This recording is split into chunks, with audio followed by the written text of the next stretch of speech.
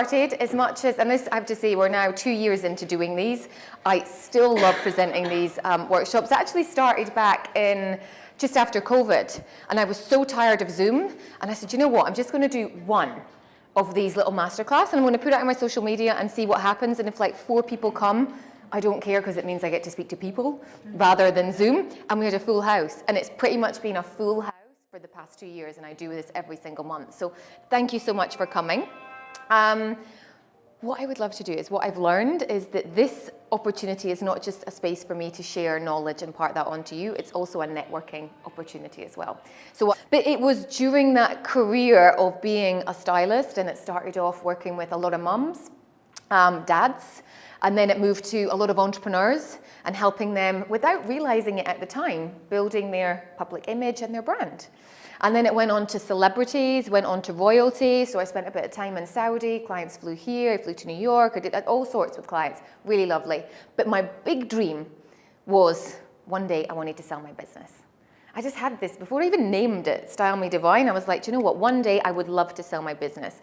And this is how interesting, when you look back, you're like, wow, if I didn't have that idea, then when I sold my business 15 years later, which is actually this, I think it's this slide, yeah, this slide, Corin bought it. It actually happened, but I had a personal brand. And it meant that I could sell something that was still personal, but I could still operate as myself. So I know not everyone's here going, well, I want to sell a business, I want to create something and sell it. But let's take a step back a little bit.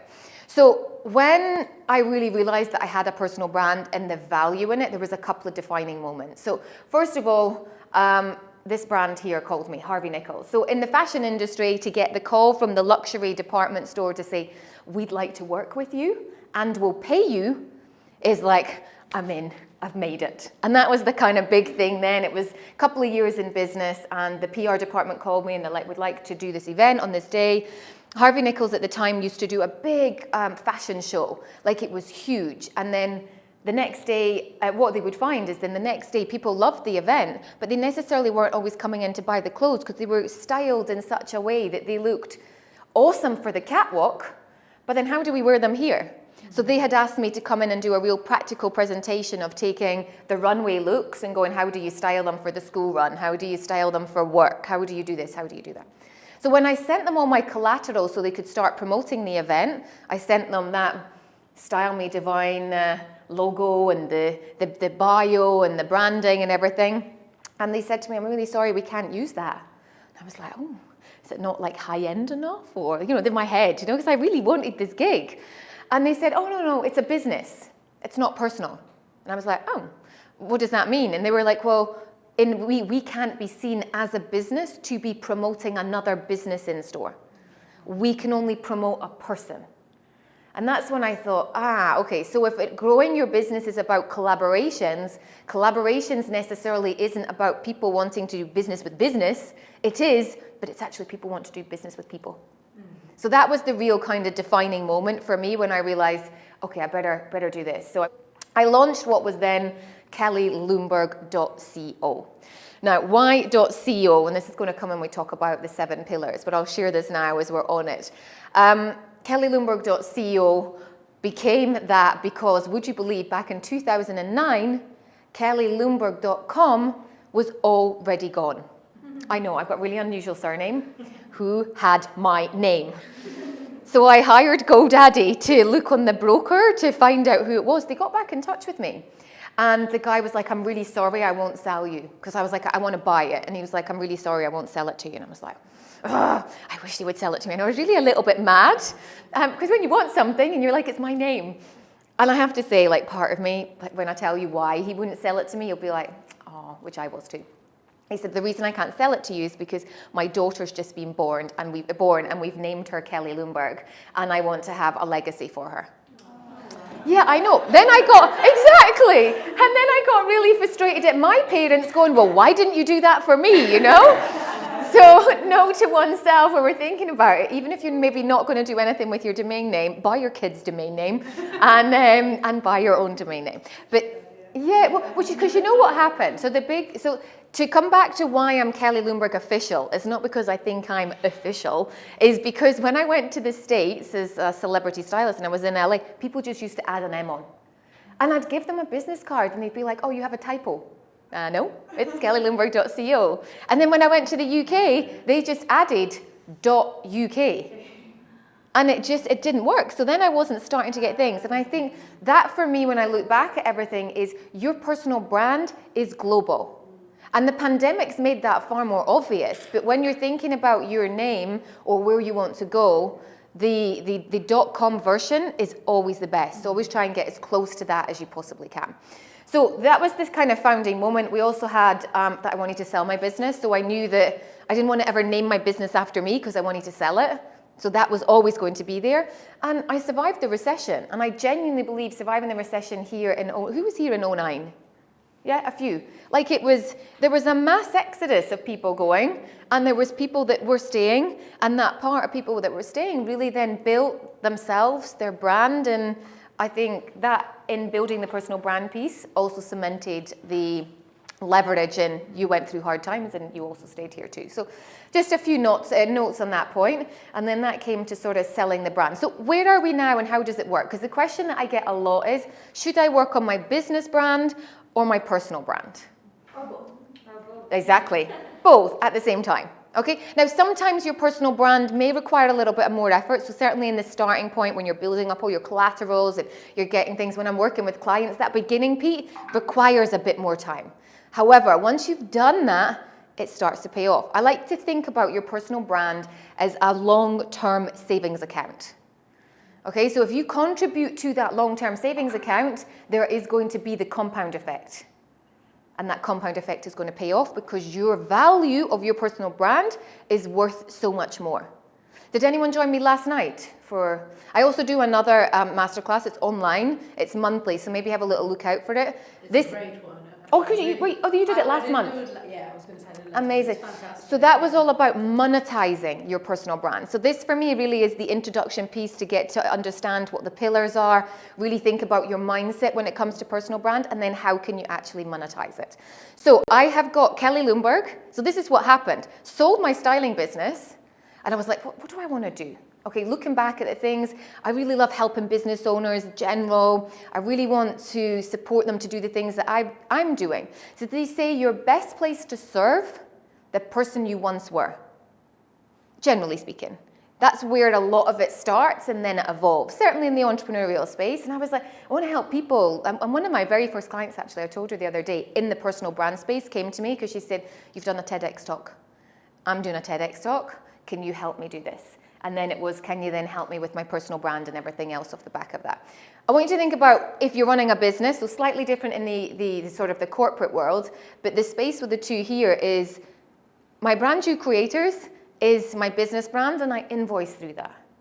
Okay, my trade license, everything's through my business, but my personal brand always stays with me because in that gap when I sold my business and before I launched Brand You Creators, I had 2 years of just operating everything under that personal brand. Like one of my other clients, she was selling her fashion label. So then how do you sell your fashion label and still keep your name? These are things worth thinking about. So for me, I wanted to have 2 separate entities for me personally, because it gives the separation of it. I mean, maybe I'll think about that afterwards. So you've got your personal piece, that always goes with you and that evolves. Like people always say, oh, but should I delete this or should I not showcase this? It's part of your journey, unless it's something really bad. You know, it's part of your journey. Like a friend of mine said to me when I first started, I don't think you should talk about being Emirates. You know, it's not like a really great job. Like, I don't think, you know, I'm not going to talk about it. I was like, it's part of who I was and part of what I've done. And the amount of times I've told that story, being in this space, people are like, oh, that's how I found you. Or the fact that you were in corporate and then, if you could call that corporate, but, you know, in that space and left to set up. That then connects a piece to people that actually, they find the relatability. So I would say that is all part of your journey when you join the dots back. So Brand You Creators business, I could sell it or disband it, but Kelly Lundberg will always be there. Well, in theory, when I first had it, I've had to change it. Well, so that gets a little bit more complicated here, only because I did a holding company. So actually, the holding company of my trade license is Kelly Lundberg Media and Mentoring. But only because if I sell, because what happened when I sold Stanley Devine, I was like, what an effort.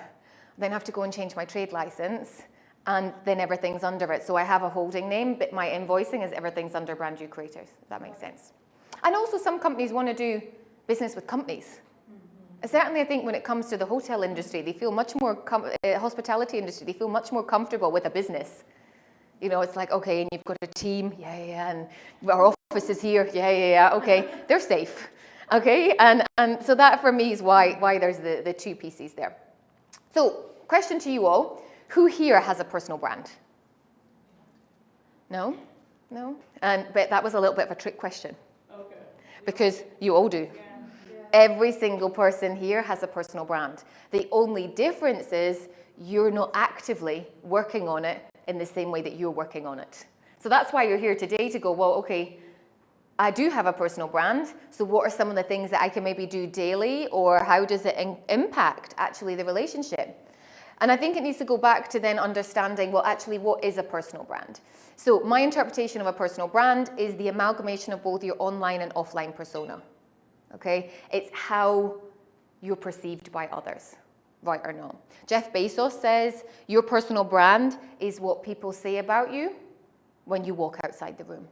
It depends on the environment. Unfortunately, there is an element of expectation to find some sort of platform, and if it's not necessarily Instagram, it's something about, we'll get onto that pillar of social media, it can be LinkedIn.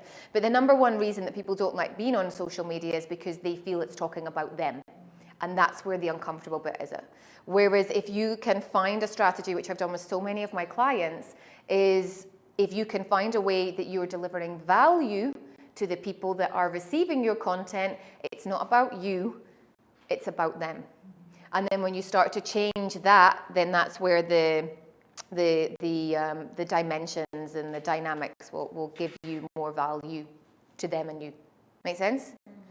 But this whole piece here, I think it goes even a step deeper, is how do people feel when they come into contact with you, with something you say or something you do, whether that's something that's online, whether that's something in person. Do people feel relaxed? Do they feel tense? Do they feel nervous? Do they feel happy? Do they feel inspired? Do they feel sad? Like what are you leaving as a first impression when you meet people? So we all have the personal brand. Today I'm going to break down the 7 pillars of what I believe makes a really successful personal brand, and then how you can look at incorporating them into real life. I've got 7 or 8 real life examples of clients that I'm going to share here as well, because everything that I share is stuff that I've done and I know that works, or stuff that my clients have done and it's a strategy we worked with. I'm not a personal brand strategist that's like, I read this in a book and I think it's going to work, because I don't do business like that. You learn the hard way. I want to start with this though, personal brand mindset shift, which I think these are all the things that people have said to me over the past 5 years being in this space. And I want for you to think about it in a slightly different perspective. Personal brand is not only for celebrities. So I think a lot of people get caught up in going, well, I'm not famous, or I don't want to be famous on Instagram, or I don't want this, so I don't have a personal brand. You do, but it's just not for 2.5 million people. I had a call actually with a guy, interestingly, in Saudi. Oh, this must have been last year, and he said to me, I'm really interested in building my personal brand, but I'm very nervous. And I was like, oh, okay. He's like, because when I do go online, I get a lot of likes and stuff. And I was like, oh, okay, where's this going? And he said, and I don't want to have a brand or be like Kim Kardashian. And I was like, okay, that's a well-oiled machine to get to that perspective. But it was just, I love the thought process of going, yeah, but my personal brand could be as big as this. Dream big. It's not just for celebrities. It's also not just for outgoing personalities. So people have said to me in the past, I'm very reserved, I don't like being on social media, therefore I don't have a personal brand. No, maybe being a little bit shy and being reserved is your personal brand, but you have a different way to communicate with people that maybe it's not all over social media, but you really enjoy networking in person. At the end of the day, people have got to find out about you. So however you do that and whatever your strategy is, it's got to be something that works with your personality. There's no point in you doing silly TikTok dances if you feel stupid. But if you like speaking to people and doing that in a controlled setting, finding smaller networking groups could be an example, or online groups. So not just for outgoing personalities, and it's not a popularity contest or a vanity exercise. So people go, I've never Googled myself. Who does that? So vain. No, smart people Google themselves to make sure they see what's out there is something that they're happy with. And if they're not happy with, they change it. And if there's nothing out there, we're like, let's create a strategy and how can we change this? Because we're going to Google ourselves afterwards, because this is part of the strategy piece going forward. We need to know where we are right now and where we need to get to and how big's the gap. And sometimes it can be, oh, there's nothing out there about me. And sometimes it's like, oh, wow, didn't realize that was out there about me. One of the ladies actually interviewed in my podcast about 2 or 3 years ago. She won an Olympic gold medal. So I was doing a little bit of kind of Googling beforehand, going, I want to find out, wow, a gold medal. I've never spoken to anyone who's won a gold medal before. And I said to her in the interview, I said, I can't find anything on you. And she went, yeah, I won it in my maiden name. And I was like, oh, okay. So these are the things that when it comes to, if she was wanting to continue that career in what she won the gold medal in, I'd be like, we need to look at how we can either double barrel your name in the professional sense so that people can actually find you and the legacy can sort of continue to move on.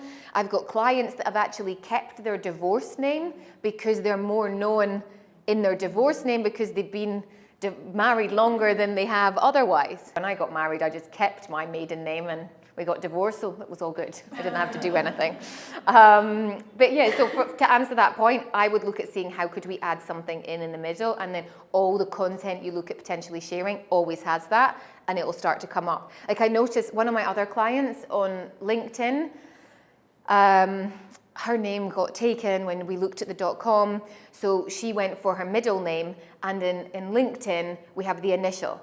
So the .com is SarahElizabethBrooke.com, and on LinkedIn it's Sarah E. Brooke. So people know that there's always the middle piece in that. There's always a way around it. It's not a nice to have, it's a must have, because we all have one. It's just, we must activate it. Your personal brand doesn't compete with your business. So I hear this a lot, like I don't want my business to be all about me. But it also needs to be about you because people want to know the story. They want to resonate with you. People are more interested in people than they are the business. You love your business. Not everyone loves the business in the same way that you do, but people love you more than they do the business. And likewise, your personal brand is not a place for you to hide behind your business. Okay, and the other clients that will come to me is that they've done this for 10 years. And they're like, I've been working in my business for 10 years. And I'm like, oh, okay. And they're like, but no one sees me. No one knows that I'm behind it. I don't get asked to come and speak at events. I don't get asked to go and do this. I don't get asked to be on TV. Why? No one knows who you are. So it depends on your goal. If you're super happy to be that invisible person, great. But most people that I speak to have a bigger purpose, have a bigger goal, that they want to help people, or they want to do this, or they want to feel like they're giving back to something or someone, whether that's the generation that's below them within their corporate career, mentoring them, or if it's a skill set that you've learned and acquired over the years and you know that you can do it better than someone else. Your personal brand isn't social media, so that's just one pillar, but it's not just about social media. It's a great tool though. It's a really fast way that you can build your credibility. And we'll talk about some of the ways that you can do that today as well. Personal brand isn't a logo or a color, for that matter. I have people come to me and say, yeah, I've done my personal branding. Here's my logo. Yeah, okay. What about everything else? No, it's done. Okay, then. And you will not see overnight success. So I want you to think about that whole thing on the long-term savings. And what I love that journey, it's quite different actually between when I was a stylist and now being a personal brand strategist. And it took a while for me to register. When I was styling, I got instant gratification. I get a real high. I would take someone out shopping, do all their clothes. They would be all so happy and they're like, I love my new look. And it would just be brilliant. Maybe a little bit like the brows and stuff like that. Then when you go into the personal brand, it's a longer process. But the piece for me is when they reach 4 to 5 months. And then they go, oh my God, like Michelle yesterday, one of my clients, she just held her first masterclass, but she's done all her branding. We've got there and we've done everything. And she's like, I did it. And that's when I'm like, I'm so proud.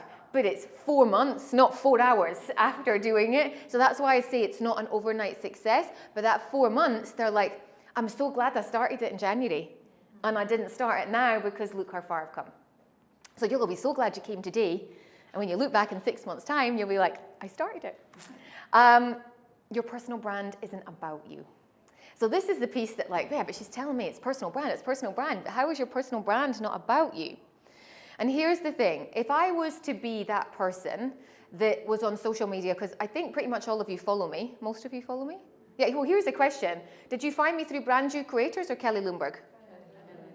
Yeah, so the personal piece in that. But if I was constantly on social media going, hey, I'm so amazing, look at me. Yeah, I just did this. So that's when a personal brand is all about you. And there's people out there on social media that you see and you're like, I don't want to follow them. So when I say your personal brand isn't about you, it's about the value. Sure, you need to shout about some things, but it's not shouting about it every single day. Where is the value piece that you can give back to your audience or your work colleagues that people go, wow, thank you so much. That's the piece, the different piece that you want to look for. And as you start to build that, you know, they say the more you serve, the better things happen for you. When you stop thinking about, I want this and I want this, sure, we need to set the goals, don't get me wrong. But when you start to go the service piece, then you end up with a room of 14 people that I didn't even market this. It was just something then through social media. So just something to think about, your personal brand. And when it comes to content and everything, we'll work on it. This piece about people buy from people they know, like, and trust. I really believe post-pandemic, this was a game changer. That the authenticity of who are we buying from, what are we doing? And in the corporate world, I think what's quite interesting when it comes to, say, social platforms and stuff, customers and clients would rather connect with the people in the business. They don't really want to connect with the business. And personal pages versus business pages get an extraordinary more amount of engagement than business pages. So true. The shop never gets tagged. It's always like our names. Yeah. It's bizarre. Like, Yeah, because no one loves your business more than you do. Yeah. And they're like, why? And it's so hard to build that business, but the personal piece is so much easier. So the event that I did actually with Laura, that piece went kind of, I say viral in the sense that it was like over 100 pieces of engagement, but so many people saw that the one I posted about IHG, and then it was, they didn't need to talk about it, but I talked about it, but in turn it bigged up the brand. Does that make sense? Because in hospitality, my presentation is DC the Lemon. We'll touch on it a little bit here, but it's more for hospitality. But I had said, I love it when brands invest in their employees. So it's not me going, hi, I've just done a presentation, look what I did, look where I was, because I genuinely love when employers invest in their personal brand, because the ripple effect happens. So that's what we did, but then everyone that was an employee through IHG saw the post. So without them, it made Laura look like great because she pulled it together without actually her saying, hey, I did this. So that's the piece on the personal brand. Right, what I've done here, just to maybe highlight a little bit more, and this will do exactly, it's not just you. Richard Branson has the same problem. I looked at his personal profile and I looked at his business profile, one of his, 50 businesses or something he's got. People would still far rather know what Richard Branson is doing on Necker Island than what Virgin Atlantic is up to. Okay, what I don't want you to get stuck in is the vanity metrics. It doesn't matter about the numbers, it's about the difference. More people are interested in the business than they are the personal piece. But not just Richard Branson, there was also Elon Musk. Now, the reason I picked this one is because a lot of people say, oh, it's all about carefully curated content. No, you can share the exact same content, but more people would rather follow personal than they would business. So it's not even about better photography. It is actually about the person itself, regardless of what they'll send. Gary Vee, the king of content, you know, if someone knows how to build engagement, but there's still a huge space. I mean, that was 7.8, I'm sure he's over 10 now, versus his business page. Like, he's in that industry, but more people would rather follow the personal side. Now, this one was quite interesting. Sarah Blakely, the founder of Spanx. Yeah? Everyone knows Spanx? Suck 'em in underwear? She recently sold her final stake in Spanx. I think it was maybe about 18 months ago, maybe a year ago. And so the reason I picked up this, so two reasons. One, it's similar. They were in the 300. But the piece is, it is real. Like that is a picture, a video, sorry, of her husband hoovering. She shares very real life, behind the scenes content of what it takes to run a multi-billion-dollar company and have 4 kids and manage life in general. And she's very honest. She shares stuff like, oh my God, I forgot to give the kids their lunch today. And she's running back to school with the lunch boxes in her slippers. Like, you know, who else can relate to that? There's a lot of people going, done that before. And there's the relatability. But the interesting piece that I wanted to share about this was when she sold the final stake in Spanx, was that what went viral was not the sale of the business. What went viral was what she did. Does anyone know? So she had over 200 employees, gifted them all 2 first-class plane tickets and $10,000 for that trip. So that is what then reached the media in terms of the personal piece. Now, sure, the business publications picked up on the sale. Of course they did. It was a huge sale. Self-made billionaire, female, if you want to add that in. That made obviously the business, but everything else. And there was all the social media posts were all like the employees going, oh my God, I'm going to go to England, or I'm going to go here, or I've never been here. And that's what made it. That wasn't about her selling. It was about what she did for other people. So food for thought on that perspective. If anyone else wants to sell their company and give me first-class plane tickets, I would like that. So the brand you formula. So in that sort of time from selling my business, the Style Me Divine styling business, and really getting clear on what I wanted to do with Brand You Creators, I joined the dots. So I looked back at the last 10 years and go, well, how did I actually do this? And what's worked for me and what's worked for my clients? And I really narrowed it down to 7 clear pillars. And I'm going to go through each of those now. The back of this, by the way, if you want to take some notes here, you can jot that down. We're going to be doing this in just a minute when we do our audit. But if you wanted to take notes, feel free. Okay, I always think it's better to take notes because then it's personal and it goes in your way. So the strategy piece for me, like anything, where you've got to know where you are right now to where you want to go. So we're kind of doing a little bit of this today when we do a bit of a mini audit as well. We need to understand what are some of the goals that we want to achieve for our personal brand. And they will vary from person to person, from year to year, from industry to industry, corporate to entrepreneurship. What are some of the things with your personal brand you want to achieve? So to give you some ideas, like some of my clients they've been financial. I want to reach this amount. Some of my clients have been, for me 1 year was like I wanted to be a TEDx speaker. Okay, it took me 18 months to become the TEDx speaker, but that was something that I set out. There was a podcast I wanted to be on years ago in the States, and it took me 6 months, but that was a goal for my personal brand because I felt that that would really put me on the global scale of having the connection. I've soon realized that all these things are just the compound effect. It's not just one thing, because you're like, yeah, when I get this, this is going to happen. And it doesn't always work like that, but there is the compound effect to that. So we're going to be talking about, and by the end of it on these 7 pillars, you're going to be really clearer as to maybe what some of these goals are. So just to bear that in mind. Elevator pitch. This is something that I start with a lot of my clients because they're so confused themselves as to what they do that when they try and explain it to someone else, it gets lost in translation. And once you get really clear on that elevator pitch, then people can start referring you clients and business automatically comes in. About 10 years ago, I was back at an award ceremony in London and the event organizer for it had said, I'd love to introduce you to this person. So at the time, I was in London living in Dubai and I was wearing my celebrity styling hat, my styling hat. And I thought, well, what was my elevator pitch to this person that's in London? And all she'd said to me, there was a key point, is she works in HR. So I remember going in and saying, I'm Kelly Lindberg and I do, I'm a stylist in Dubai, I travel around with my clients, but one of the things I'm really passionate at developing at the moment is a program for empowering work dress codes in the office and talking about the business side of what people wear. So that was it. And then 2 weeks later, I get an email from this lady who happened to be the HR director for Arsenal Football Club. And she said to me, you told me that you do this about coming into the offices and helping employees and what have you.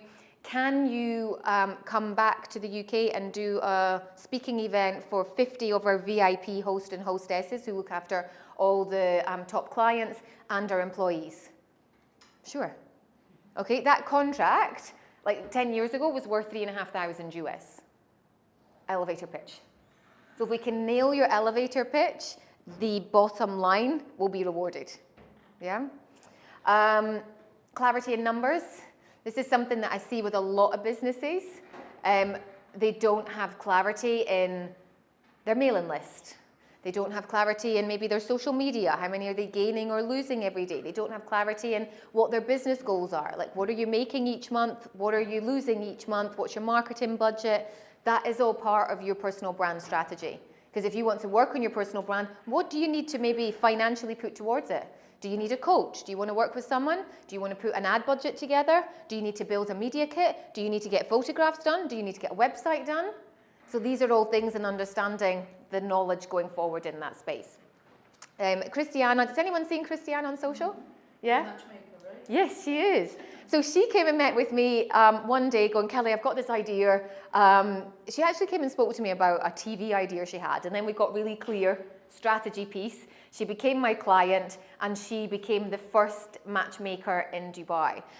She was so, this is when I know if you really apply all of these 7 principles and you do it consciously, consistently, like honestly, the results are incredible. This was only, what was this, 9 months? After 11 months since I met her, she left her full-time job. Like what she was getting paid was triple the amount, if not more. She'd had been on 5 podcasts, had been on Dubai Eye, 6 publications, and massively grown her business because she'd had that really clear strategy. So I know it's really possible. Because people go, if I'm investing this to work with me, so to work with me in the 6 to 10-month program, it's 10,000 US. And people go, but will I get the results? 100%. If you work, you'll get the results. If you don't, that's down to you. And that's the whole thing, that this has also got to be driven by you. Where do you want to do it? How do you want to do it? Next element is this stationary piece. So what do I mean by this? This is all your touch points. What kind of things do you think I could maybe refer to when it comes to stationery? Website, yeah, absolutely. First port of call, like your shop window. Email signature. 100%. When it comes to the email signature, if you're in business, stop emailing from your Gmail account. Okay? Because then I'm like, are you still in business or are you still in a hobby? Where are you in that space? What else? What do you see on that page?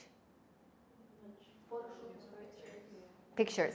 If I was to say to you today, right, I can get you a feature in a magazine and I need 5 horizontal and 5 portrait, 5 landscape, 5 portrait pictures, could you send me them? Who could send me them? 1, 2. Okay, cool. Now the next piece is, are they recent? Because I've got clients that are still sending me stuff that's 10 years ago and I'm like, we all age, it's okay. Where's the authenticity piece in that when they go, you're not the same person? I actually went and saw Stephen M.R. Covey, not to be mistaken with Stephen Covey, Habits of a Highly Effective Leader. Because I thought that it was, sort of side story, this is also not going in. I actually thought I was going to see Stephen Covey. Oh, no. Oh, yeah. He died in 2012. Yes, he did. Yes, in 2012, right? That's not the point. The point was, it was his son that was doing the piece on the masterclass that I was doing. His picture and who was on the stage was not the same person. I'm like, hang on a minute. And this guy was like massively like overweight, old, like really like so different from the person that was, in this photograph in his kind of 40s. And he was like, I don't know, he looked about 70. So we should just give everyone the plastic surgeon that we go to. You know?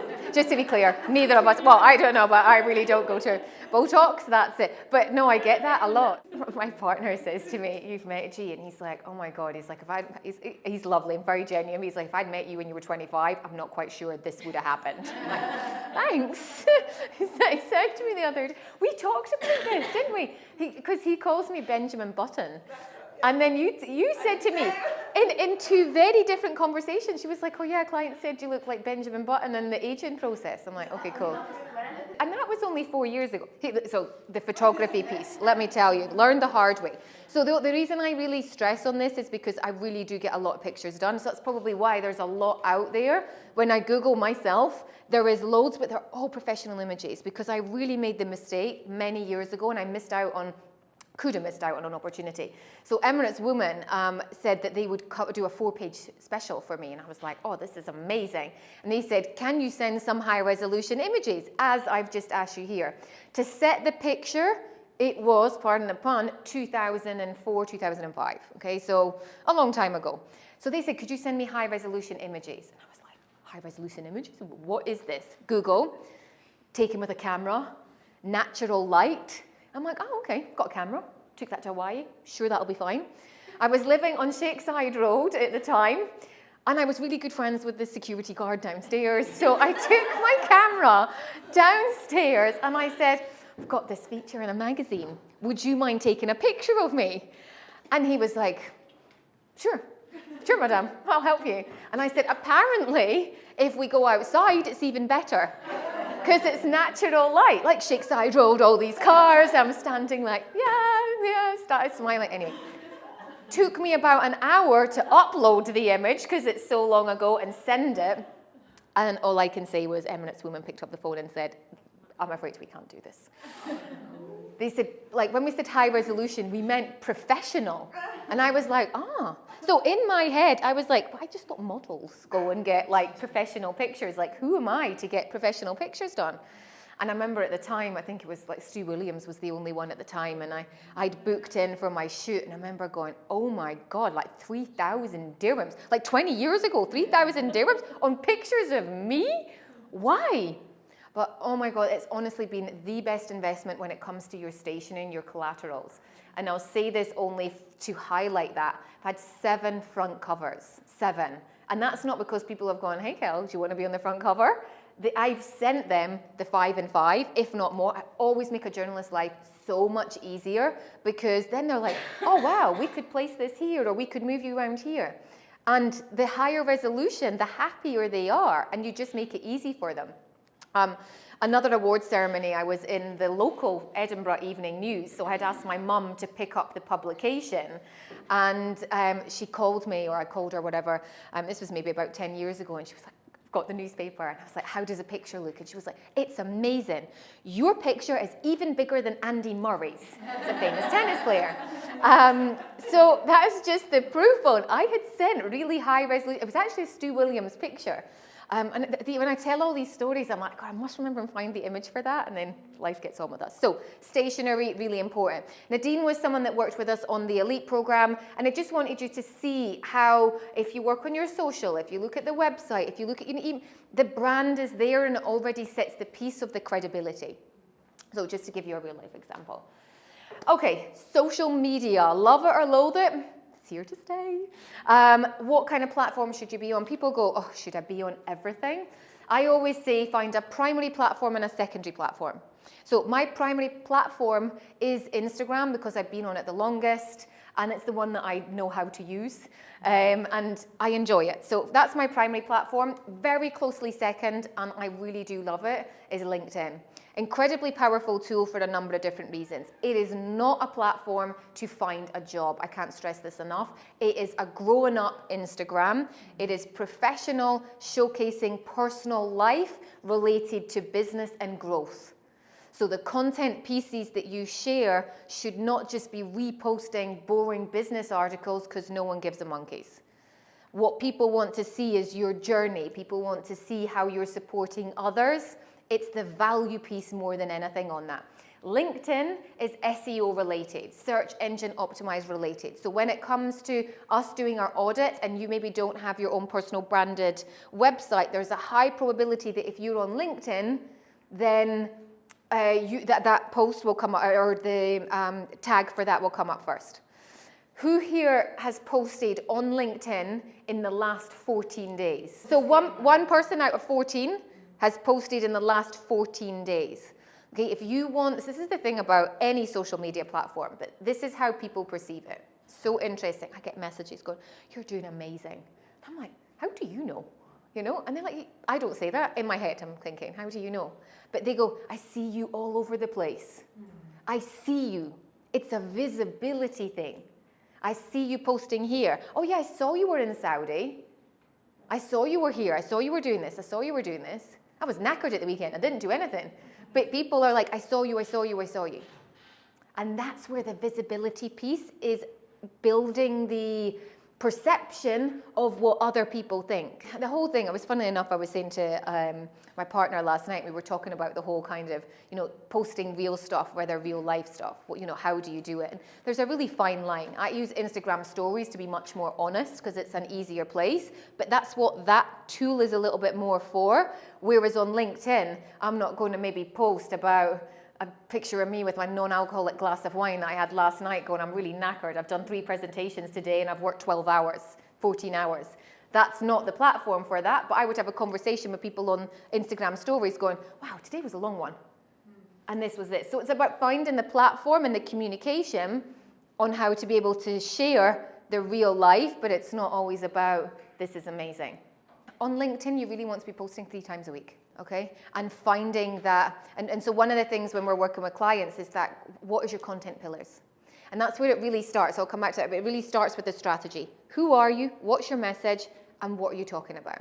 Then once you've established that piece, I then go in with clients, okay, the social piece, what messages are you communicating? So I don't think you have clarity on your content pillars apart from, because only one of your content pillars is peaches. Yeah. Or the underwear, which I also know you've got some challenges with sharing because of the old Middle East thing. But for you, then it's much more about the business journey or the people that you've met. So thinking about things in terms of this, behind the scenes, educational, inspirational. There are 3 themes, not pillars. Because you could have, those 3 themes could incorporate each of your pillars, if you know what I mean. So if I look at my content pillars, I've got relationships, okay, is one of them. So that's relationships with my colleagues, relationships with my partner. That could be behind the scenes. Oh, hey, G and I did this. Or it could be inspirational. Did you know how we met? This is like, we had a desire statement and the whole Seychelles thing. That could be that piece. And then the third one was educational. I think I'd said that one. Behind the scenes, educational. Okay, so educational might be in terms of the relationship. This is one of the things that we've done to maintain a 4-year long distance relationship. These 10 things have worked. So that's where you can bring in the 3 themes, but what are your content pillars? I have about 5 or 6. A lot of the clients that I work with have 3 or 4 till they get comfortable. Platform that I'm loving using for scheduling content at the moment, agorapulse.com. And what I really like about this platform is I was really struggling to repurpose my reels. You can repurpose one piece of content 30 ways. I share and show clients how to do that. But this Agora Plus, it was really frustrating me because I couldn't repurpose my reels when I was scheduling my content. I have to schedule my content or it doesn't get posted. There's too much going on in a day to go, oh my God, remember, you've got to post on LinkedIn. That's never going to happen. So the videos, Hootsuite didn't allow you to schedule videos, Later doesn't allow you to schedule videos, this platform does. So it works for LinkedIn. If you're doing 2 posts a week, then you can schedule your 2 posts and then maybe do a real-time post kind of as and when. And people always go, what other things? I was doing a corporate event yesterday for a company and they were kind of saying, what other kind of things? And I said, what we're doing right now is a great thing for you to share about what it is that you're doing as an employer with your employees. But just doesn't always magically come to everyone. Pinterest could be your platform of choice. It could be YouTube. YouTube I love. I actually just signed a client the other day from YouTube. And it was funny because I always ask, how did you find out about me? And I would far say 95% of people say Instagram. But it was a $10,000 client off YouTube. And there's a lot of content I have on YouTube. But the thing about YouTube is, a bit like LinkedIn, SEO optimized. So the content comes to the top. People use it as a research. So I said, how did you find it? She went, oh, I typed in personal branding and your videos came up. Oh, amazing. But the thing is with YouTube is your videos stay there. Like I've got a video that I posted back in 2009 that has like 150,000 views. So you've watched that, but you looked at that and was like, yeah, it's old. Yeah, okay. People don't acknowledge that. I actually got a comment recently where someone was like, call yourself a stylist. Don't think much of the blue eyeshadow. Hello, it was recorded in 2007. Like that was the style then, do you know what I mean? It was even maybe 2006. But here's the thing, people are watching content from 50, yeah, and still thinking it's real.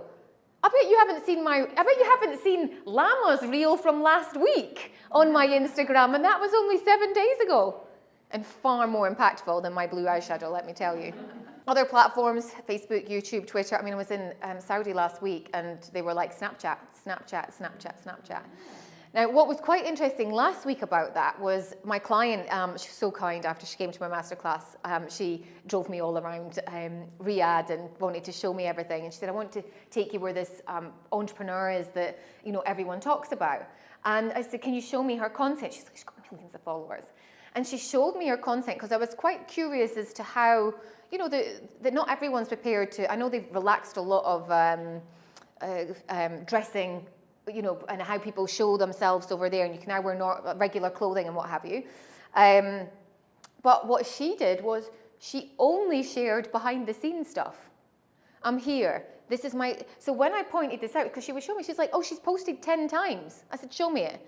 Coffee, Birkin bag, walk in here, shop.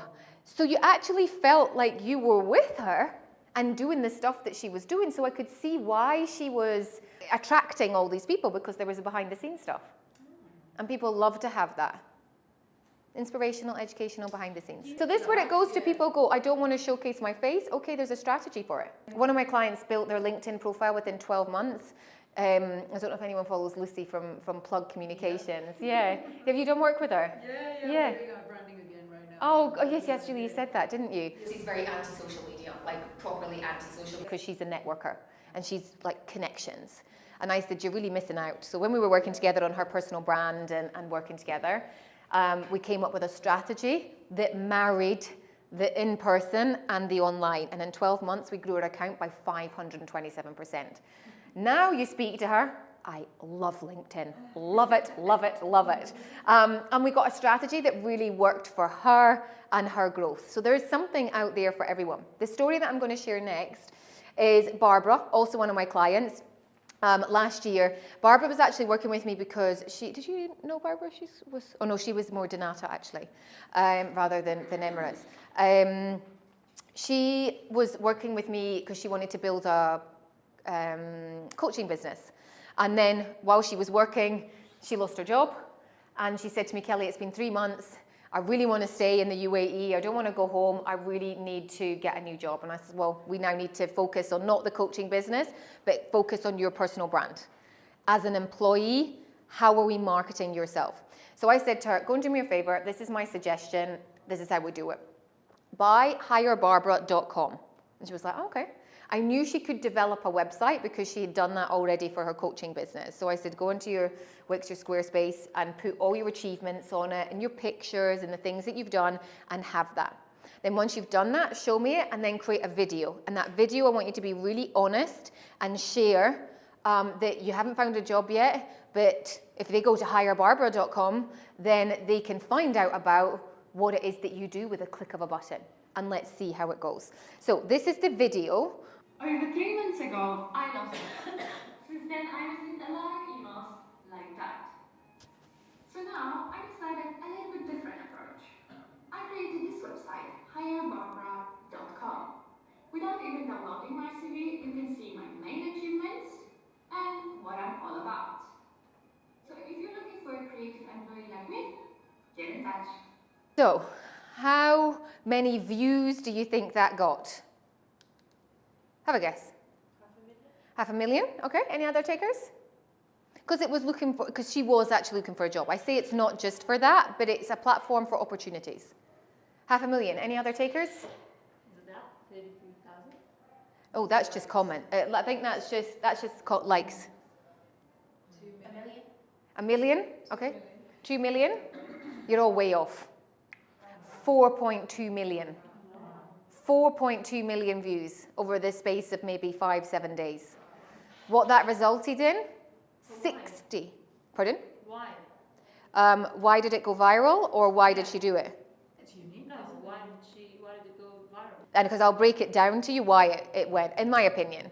So 60 job opportunities, and I use the word opportunities because they were like, oh, can we speak? There might not be the right opportunity for you now, or this or that. 60 opportunities came out of it. 2,000 comments, that was just on the page. And in her inbox, it took her over 2 weeks to reply. Wow. She had 3 marriage proposals, which she failed. She declined. But she sent me the message. It was like a couple of days later, and she got this voice note. I've still got it. And she's like, Kelly, I think we broke LinkedIn. And she got a job. That's the whole piece. She got a job. She got a job that pays her more than the one that she got made redundant. So when people say, how is this going to ultimately increase my impact, influence, or income? Your salary. That visibility piece, whether you're an employee or an entrepreneur, she was an employee that used her personal brand to stand out from everyone else to get a job. And the reason it was a bit more of a challenge, she was in learning and development. It's quite a niche sort of skill set in terms of what can you do, how does it come across, how does your skill set fit with a brand. So it's always about finding the right kind of person. So many people said, will you do this? Will you create me a website and do all this so I can find a job? That was what people had told her to do. So how did it go? So first of all, she was authentic, okay? So she shared, over 3 months ago, I lost my job. So she was really honest. And she's like, hey, if you were waiting for a plot twist, I'm sorry to disappoint you. This isn't a success story yet. Okay, so loads of people are rejecting me. Like, that's vulnerable to go, loads of people are rejecting me, but she was really honest. But if you can just have a little look, she left a call to action. This is what people fail to do quite often on social media, is they don't have a call to action. And she didn't say, she just said, if you could please like, comment, and or share this post to spread the word. I mean, she got offers in America, in Europe, and she's like, Kelly, I want to stay here. What shall I do? So that's why it went, because it was authentic, it was real. It wasn't, I'm begging you to do this. It's like, hey, this is what's happened. And I remember she sent me 5 of these. This was on her balcony. Like, it wasn't any professional photo shoot. She was just like, which one should I pick? I said, this one. You're pointing at it. It was her. Yeah? She always says, I know when you've told my story, Kelly, because I get new followers on Instagram. Sustainability. So why there's not loads of bottles out on the table. 7 months ago, I did always that. I always had the water there. I ordered from, there's a cafe upstairs. This is my co-working space. And I ordered the water and they brought it down and I took a picture, as we all do. And I posted it on my social media. And I got oh, great content. Shame about the universe, shame about the planet and all the plastic bottles. Because there was like 10. Like there were all, maybe even 12, all littered, like thrown. No, they were all around. And then I immediately went, oh, it's not my fault. And then I was like, no, actually, yeah, it is. I didn't ask if there was an alternative option. I didn't ask if there was glass bottles. I didn't ask if there was a jug and they could bring it down. So I went and asked. And they're like, yeah, we can totally do this. And I was like, okay. Well, but the whole piece was then, okay, because sustainability features into the personal brand piece. We're going to come to that at the end. And I was like, it just takes one thing. Okay, so I've not saved the planet, but I have just stopped 70 bottles of plastic by not doing that. Compound effect. So personal brand, social media, people pick up on all sorts. All right, spotlight. So when it comes to building your personal brand, we've talked about strategy, we've talked about stationery or your collaterals, we've talked about social media. You're maybe going to start getting some ideas on what are the things you want to put in your strategy going forward. Spotlight is the spotlight on you. And I've mentioned it a couple of times by already saying that businesses and collaborations want to do collaborations with people. It's also the same with media. Okay, they want to know the story behind it. Okay, so if I take Llama, if she's okay if I use that as an example, I wanted to feature Llama. I didn't want to feature, not that I didn't want to, it wasn't about the business because it was the personal story, which is what connected to it. And this is the same with all of my clients here, is where's the connection? So Lou is a stylist in Madrid. Well, she's now in a sustainable fashion stylist. Does a lot of educating, but she talked a lot about her personal story of how she got into it and anorexic and how she overcame that. And that was the personal piece that people then were interested in, that then opened up opportunities. That was her vulnerability, her choice to share that. Winnie down in the corner, does anyone know Winnie? Yeah, you know Winnie. Oh, she's so lovely.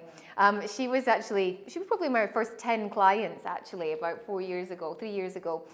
Winnie she worked full time, wanted to launch a clothing business, but no one knew who she was. You know she's opening a shop now. Yeah, I'm going there after this. No way! All right, to see, because I don't think it's open yet. Yeah. It's just to see the works. Yeah. So way before, she had no social media following and no one knew who she was. So she was smart. She's like, I want to work on my personal brand first because I need people to know what it is I'm doing. So she catalogued the journey of basically going, this is me starting out, this is my first collection. And I remember, I've actually put this in my book, I said to her, what's your goals? Strategy piece, what do you want to do? She said, I want to be in Vogue. I know you're laughing at that. Oh, amazing, thank you. We might need, yeah, we've got quite a lot, yes please. We might need a few more glasses if that's okay. And another jug.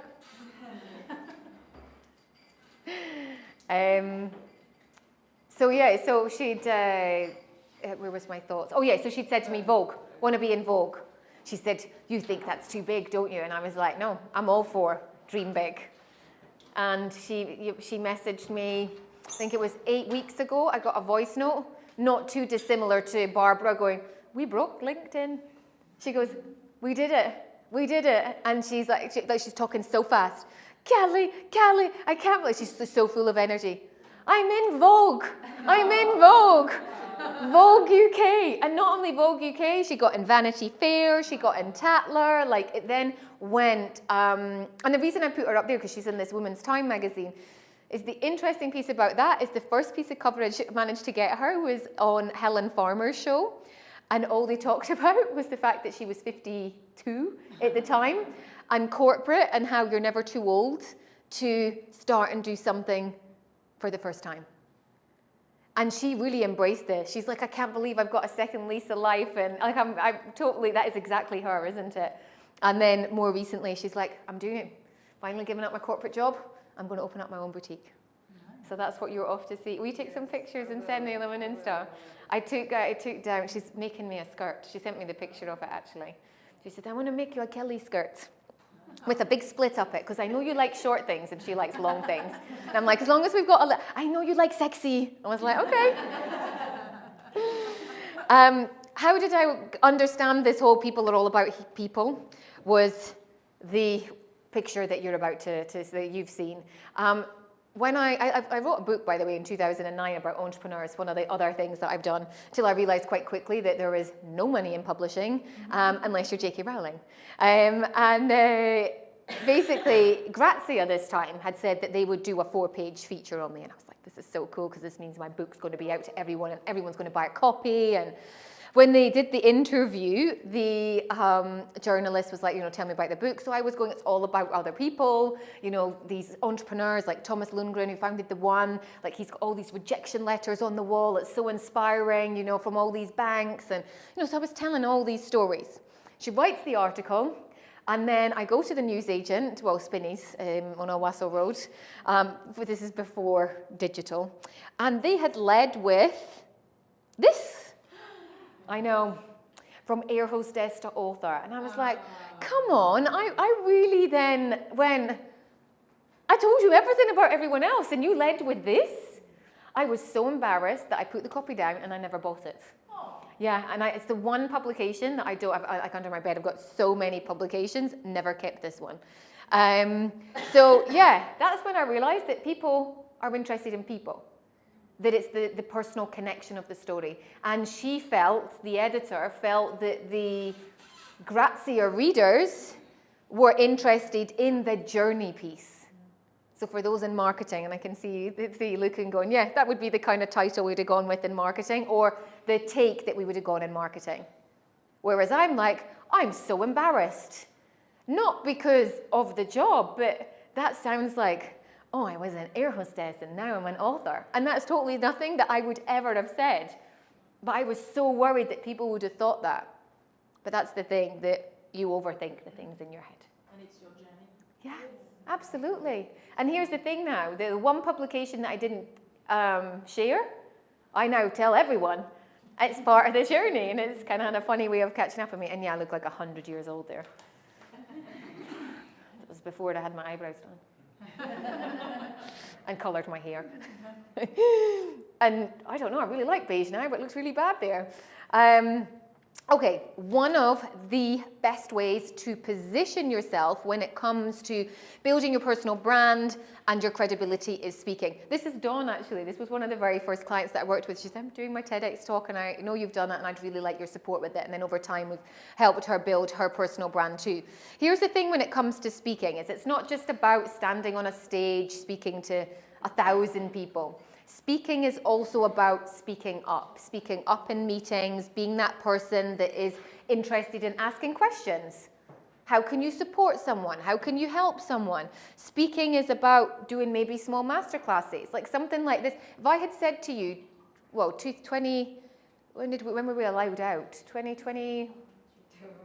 Well, 2020 was it? I kind of can't forget. 2022. Yeah, so 2021. That was when, so what were we, 2023? It is May. Yeah, we're in May now, 2 years since I did the first one. So if I had said to you then, when I was like, I'm just going to plan this, even if 4 people come along, it doesn't matter. And now this has been something that's come from this, and I meet so many clients from this, so many clients. Facebook Lives, less people do them now. Instagram Lives, webinars, like Michelle last night. She had 10 people turn up virtually for a business that she hadn't even started when she first sat here. That's the power of this. Speaking is so, so, so powerful. I think this is a really good quote. Does everyone know who Stephen Bartlett is? Yeah? Anyone not know who he is? Don't know. Okay. He's a Dragon Den. He's on Dragon's Den in the UK, which is the equivalent to Shark Tank. I love Dragon's Den, but I've been watching the old ones. Yeah. And he's also got a famous podcast called The Diary of the CEO. So he said this. Well, actually, before I go back, if I could increase your business by 70%, would you be up for that? Okay. 70% of new business leads were coming through people who had watched him speak on stage and watched videos online. 70%. That's a personal brand piece there. It's him. It's not the business. He's got loads of businesses. It's him that's standing there. This bit that I thought was more interesting. 70% of the revenue that had reached his bank account has originated from some kind of personal brand initiative. And speaking is a huge part of your personal brand initiative. It gets easier, okay? It gets easier to do it, to tell the stories. It's practice. So if anyone's thinking, okay, I need to work this in my business, one of the things I did was join Toastmasters. I did it for a year. It was like it's free or nominal, but it's a great opportunity to practice impromptu speaking, where you have to talk about stuff that you have no idea, in front of people you have no idea, but it's a skill set that, like anything, it gets better. Yeah, they've got loads of chapters, actually. And here's the thing about speaking, that people get quite caught up that it needs to be about their business. But quite often, when it's not about your business, people are more interested. So my very first speaking event that I can actually remember was probably the World Trade Center about, so what we're talking, 18 years ago maybe. I was invited to speak about my entrepreneurial journey. And I was speaking alongside the founder of Property Finder, for those that maybe know that, Michael Leali. And he came on and did his kind of presentation about setting up his business. And I remember at the time going, wow, this is like proper businessy, this is real stuff, and here's me with my personal shopping business, I felt like I was pretending to be an entrepreneur. So he did his. To be fair, it was a little bit, dry and anyway. And then I did mine, and I was just like how you see me now, me. But how I started it was, I didn't go on to the whole piece about my personal styling business at the time. I held up a napkin, and this is genuinely a true story, that my business started on the back of a napkin in a bar called Left Bank, which, does anyone remember that? Yeah? And it's so true. So I held up this napkin, and people knew that bar at the time. And and I said, my idea started here. And then I told my whole story and blah, blah, blah. And then at the end, the queue of people that came up to me going, I've got a napkin idea, I've got a napkin story, or it had sparked something, but I hadn't talked about my business. But then out of it, I remember getting sort of 2 or 3 clients. So don't think that then the connection piece doesn't always have to be my business, my business, my business. It doesn't have to be pants, pants, pants. And especially with some of the things that maybe you're doing, for Dan, for example, it's kids, but your audience isn't kids because you need the parents. So where can the piece be that connects and resonates with that on that kind of personal journey, I guess. So some food for thought. This was November, what was it? This 19th of November 2016. Oh, this was just before I moved into the Anantara. I know. I had, there'll be the story piece from that. So I'd actually just separated from my husband at the time. So this might have been 2 months after this. And I remember sitting there going, do you know what? Next time, because so Success Resources at this event that I had gone to in November, did this huge personal development 2 days at Dubai Festival City. They had Robert Kiyosaki speaking. They had like loads of big speakers. And I remember watching that going, I'm going to be on that stage. Bless you. Weren't you last year? Like on the, yeah. The next slide. Oh, sorry. You're good. But that's where I sat. And I had to look back through this picture because I honestly nudged my best friend, Sarah. And I was like, I'm going to be back here. And I remember just feeling so like, I'm ready. Like, this is what I want to do. I'm ready to do this. And I think there was probably that little bit of the kind of post-separation going, and I'm going to prove you wrong too, and all of that kind of stuff with it. But the piece was, yeah, you're absolutely right. I was there. I was standing on the stage. I actually should replace it with the picture of me standing on the stage in front of 1,000 people. And that was in 2022. But that was the piece of going, do you know what? Strategy, I want to speak on that stage.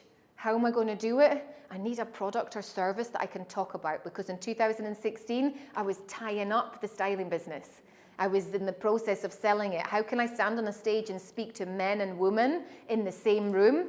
I need to change what it is that I'm doing. So that was the part of that journey to then be there in 2022, stand up and sell maybe like 50,000 dirhams worth of product from stage. So how that opportunity actually came up was I interviewed Afwa because here's the thing, people think it comes to you, and it doesn't. You have to ask. Actually, last night on the webinar, the key takeaway one girl wrote is, if you don't ask, you don't get. That's what my biggest takeaway, and it's so true. I interviewed Afwa, and she was saying, for my podcast, and I said to her about working on her personal brand, and she said, actually, it's something I want to do. We've got a really big event coming up. She said, I'll tell you a little bit about it, but as long as you don't kind of tell other people about it, we've not got all the speakers confirmed. So she showed me the picture, and it was like 4 guys, and there was 2 blank circles. And I was like, who's filling the other 2 circles? And she was like, yeah, we haven't got the speakers confirmed yet. And I was like, you're a little light on women. And I said, and you're really light on people from the UAE. I said, you need a personal brand strategist to do something, because that will account for it. And she went, yeah, I don't know why I didn't even think of that. Okay. And asked, and that was how it happened. So I think there's a fine line between doing it of, okay, that hasn't happened, but some of the things that I set intentions for happened much quicker. Some have taken a bit longer. So let's just say, because you haven't actively worked on it, so it's all good. So let's just say you're at 600. So let's just say my goal is to get over 1,000 by and you pick a date. Okay, so say by the end of summer, by September. Okay, and then work backwards on that. Okay, so how many connections would that mean I would actually need to do between now and then? Okay, I actually need to connect with 20 people a week. Okay, then that's a really clear goal. Yeah, and then that becomes, that's my goal because I want to grow my connections. Your goal might be, I want to post consistent content. Okay, so then you work on that strategy. It's going to be twice a week, and I'm going to up it by August to 3 times a week because I want to get some content in the bank. So that would be where I would work on that, because that I want to work on my personal brand becomes quite a general piece, and it's like, which aspect do we want to work on our personal brand? These are just some of the clients that I've worked with as well.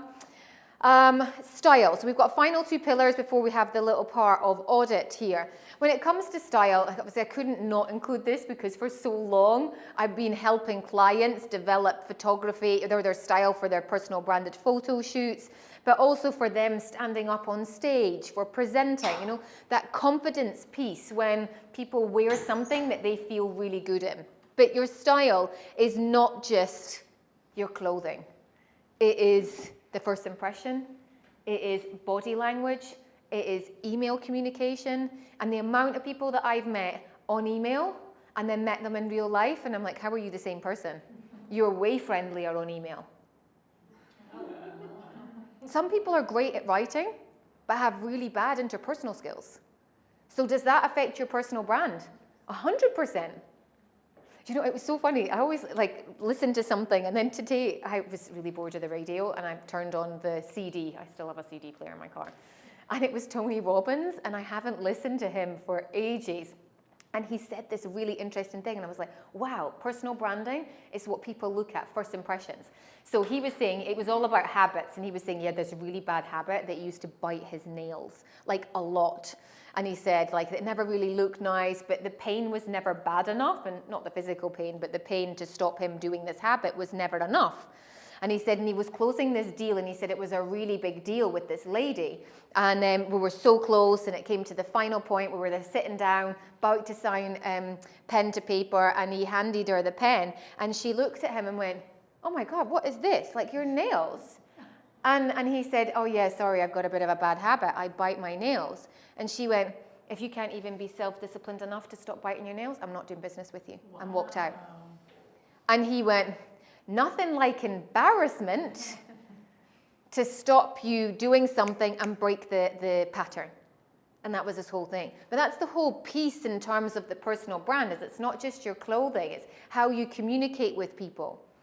I have a friend, and I know her, so it's a bit different, but I find it quite interesting at different times. She very much stands back, and I can't get into the conversation, and I really have to lean in. She's really leaning back because she's not confident. How does that affect a personal brand and business? You know, then you're like, oh, do you know what's wrong with me? Do I smell? Is there something wrong? You know, you don't know what the other people are thinking and how that perception comes across. So think about your personal style, first impressions, body language, your email, your communication. Does it all marry up? Okay, the final piece, stand out. So this is in hospitality, is for me the kind of the biggest piece, and that's where I focus on the de-seed and the lemon. But how do you stand out? Because when I say to people, as part of your personal brand, you need to stand out, they go, you should give amazing customer service. And I kind of think, well, if you're not doing those little bits already, then why are you in business, or why are you doing what you're doing? So what are some of the things that you can do to stand out? So awards are a great way for you to stand out, because that's someone else giving credibility to you rather than you. It's not you saying, I'm amazing. It's this company going, congratulations, you've won an award, and we think you're doing fabulous. Handwritten notes and gifts. This is something that as a child I hated my mum for day after Christmas Day making me write the thank you notes to my aunts and uncles for all the Christmas presents, yet has become something that I continue to do in business, where I'm working with someone, or a welcome gift or something like that, to develop even just a message. Hey, I'm thinking about you. Do you want to come along to this? Ideas. De-seeding the lemon. So this piece is, for me, what stand out is all about. So de-seed the lemon for me is a metaphor, and something that I want you to think about going forward in everything that you do with your personal brand. De-seeding the lemon actually came from my Scottish granny. She used to have hot water with lemon every morning, cut the perfect slice, take the pips out. And I was like, why do you do all that? And she's like, there's nothing worse than having pips in your drink, you know? And it's like, it's water and lemon. Like, how bad can it go wrong? And then when I took on the same habit, I don't drink tea or coffee, I was like, oh yeah, totally makes sense. I really don't like pips hanging around. And then vodka lime soda, don't like pips. And I was like, it's the tiny little thing. It's a tiny little thing, but it makes a really big difference. And then I kind of looked at that as a metaphor in the fashion industry, and I was like, wow, you know, de-seeding lemon, a tiny detail can make or break an outfit. A tiny detail, which, you know, Tony Robbins was thinking his nails, it's tiny, like who notices that? Is what people pick up on. I'm not doing the deal with you. So how can you de-seed the lemon? And a really great example of this is one of my best friends, Yvonne. I met her here. Interestingly, she found out about me. Does anyone remember 7 Days newspaper? Mm-hmm. Yeah? She read about me there. Contacted me, said, I've got a business. Would you like to see it? It was all jewellery and stuff at the time in Dubai. Anyway, we became best friends, and after 10 years, she went home and bought a castle in Scotland, as you do. And that's actually where I'm having the wedding party, so if anyone's seeing it. It was in the Oscars goodie bag. Very nice friend. She's given it to me for my wedding gift to you, so keep an eye on that. But she is the queen of de-seeding the lemon, and one example that I share, she's always very discreet, like she never says who stays or anything like that, but she had said, I had this 6 guys in, they were high net worth individuals from the US, flying private jet, landed helicopter in the garden, as you do, and they were there for a traditional boys trip, hunting, fishing, whiskey drinking, whatever. And she said as they were leaving, you know, Yvonne does her traditional, they all line up at the castle doors, and did you have a nice time? Yes, it was amazing. Have you forgotten everything? Have you got everything? Yes. Forgotten anything? No. And then she said, but what about wives and what about your wife and children? You know, have you got gifts for them? And they were like, oh, no, kind of didn't really think about those. And she knew that they were flying private, so your helicopter to Aberdeen Airport, and then there you're straight on. So they couldn't even pick up anything at the airport. So she said, not to worry, I've got something for you. Now, what she had done behind the scenes was found out from the principal lead that was organising the name of the wife and the children, created a little gift bag, gone to local suppliers, got a cashmere tartan blanket, Scottish storybooks for the kids, put it in the bag, addressed it to each of the wife and the kids, and then she'd said, you know, as the team revealed, well, we have all of this ready for you if you'd like to take them. If you don't, they can all be returned to the local suppliers, so it's no problem. If you do, then we'll just add them to your room or your castle bill or whatever it is at the end. And they were like, oh my God, amazing. Just that little attention, it was just a little bit more effort for her to do, but she brought business to local suppliers. She also got a sale out of it as well. And then a week later, they called her and said, can you send 10 more cashmere blankets? We want to gift them to all our grandparents for Christmas presents. That's nice. Isn't it? So de-seeding the lemon, how can you do that in your business? What are some of the things that you can think about there? Sustainability, I talked a little bit about my bottle incident. Clients, so that's the Edo movement, also one of my clients. Very interesting about this tag has been, she said this gets photographed all the time, more than the clothes do. The Edo movement is all about really lovely fitness wear actually, but it's all made from biodegradable paper, and you plant it, and then these are all seeds, and then a plant grows out of it. Nice. Isn't it? So that's their piece. Another way to look at, and it's something that I really strongly suggest, and I know sort of in corporate it's something that they do, and it's harder as a smaller business, but there's always a way is to look at what your CSR responsibility is in terms of how are you supporting, what are you close to, in terms of what means something to you. How can you help others in that space of your personal brand? Because it allows you to connect with different people. So not everyone is interested in personal branding. I get that, but people are interested in the other stuff that I do. And when I was in Malawi last year, do you remember I mentioned Sarah on LinkedIn? Sarah Elizabeth Brooke, Sarah E. Brooke. This is her there. went to Malawi last year because I've been working with her on her personal brand, and Sparkle's one of the foundations that we support. But it was really interesting, the engagement of the stuff that I had shared, of the people that were interested in that. I'd never maybe spoken to them before, but they were interested in the work that was going on there. And that's the piece of what we're doing. We're here to help others more than just ourselves. So where is the piece that you can bring that into your personal brand? Because what that allows people to understand is, what are your values? What's your purpose? The community that you want to be part of. And I think that's a huge part of our ecosystem and why we're here and what we're doing. So how can you do that into your personal brand? So there are the 7 pillars. We've got strategy. Next up. Yep. So your collaterals. We've got, yeah. Yes, your media. Speaking opportunities. Style, yeah, how you communicate and stand out. Awesome. Right, you are who Google says you are. So this is where we're going to have a little 5-minute audit. So if you open up your booklets here, what we're going to do is you are going to type into Google your name, and you're going to write here, where are you now? How many images are there? How many articles are there? How many images, videos, and articles? And I want you to write 1, 2, 10, 15, 0 here. Here's the thing when it comes to Googling, yeah? If I was to ask you this question, I've set you up on a date tonight, here's their name, what would you do? Absolutely. And if you Google and nothing was there, what would you think? Facebook. Or her? What would you think? Facebook. Oh, you'd go to, yeah, okay, absolutely. So if we go on social media, we can't find anything, or we go on, because really your social media profile should come up. Yeah. But it's, yeah, so if it doesn't, and you're like, what do you think? Something dodgy. Something dodgy, yeah? I'm not really very sure, but skeptical. Now, I get that some roles do need to be private. They can justify that. But in the general thing, nowadays, if there's nothing out there about you, catfish, you know, we...